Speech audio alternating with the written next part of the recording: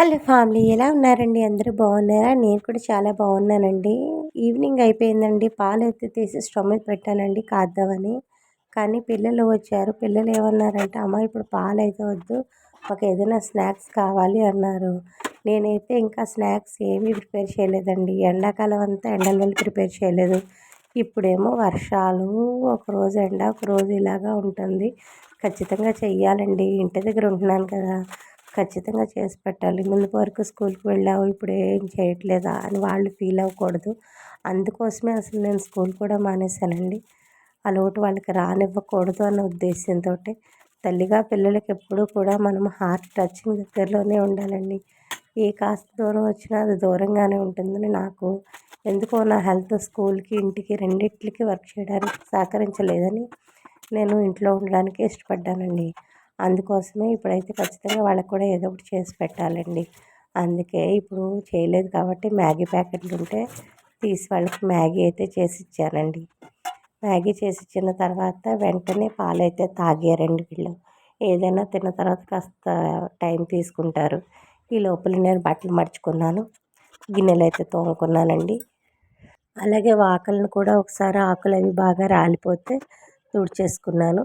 మీకు ఆల్రెడీ చిన్న వీడియో కింద పోస్ట్ చేశాను చూసారా, మీల్ ప్రెప్స్. ఇవి నేను మా ఆయనగారు పెరుగు రోజు తెస్తారండి. 2 డేస్కి అలాగా మాకు నలుగురికి 2 or 3 డేస్ వచ్చేస్తుంది. ఎప్పుడు తెచ్చినా ఇవి డబ్బాల్లోనే తీసుకొస్తారు. అందుకనేసి నేను అవన్నీ అలా పాడేయడం ఇష్టం లేక, ఎందుకంటే మనది మిడిల్ క్లాస్ మెంటాలిటీ కదండి, ఏం పాడేస్తామండి చూడచక్కగా ఉన్న డబ్బాలని. అందుకని కూరగాయలన్నీ కోసి అందులో పెట్టుకున్నానండి.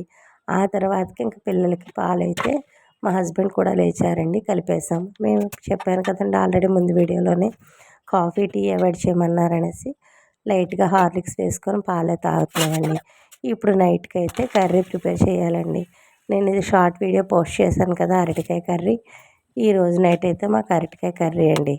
మీరేంటమ్మా అది లంచ్ బాక్స్ రెసిపీ అని పెట్టారు కదా అంటే, నేను అది లంచ్ బాక్స్లో కూడా బాగుంటుంది అని పెట్టాను. కానీ నేనైతే ఈరోజు నైటే చేశానండి ఈ కర్రీని. చాలా అంటే చాలా టేస్ట్గా వచ్చింది. మా పాప అయితే అసలు అరటికాయ తినదండి ఎప్పుడూని, కానీ పాప కూడా చాలా ఇష్టంగా తింది. దీనికి సైడ్కి ఒక నిమ్మకాయ కోసుకుని తింటే చాలా బాగుందమ్మా అని తిన్నదండి. నేనైతే ఫుల్ హ్యాపీ. చేసిన ఒక కర్రీ అయినా కూడా పిల్లలు ఇష్టంగా తింటే మాకు సంతోషమే కదండి తల్లులుగా. తర్వాత కొద్ది మజ్జిగ చారు ఉన్నాయండి.